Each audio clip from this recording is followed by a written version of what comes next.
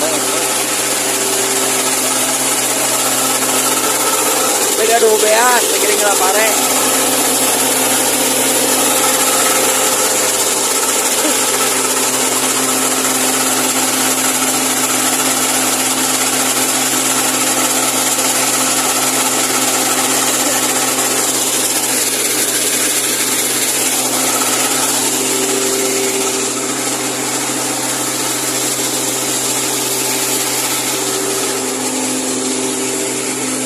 Nah, ya gara-gara karung bos, yang pada bos lah.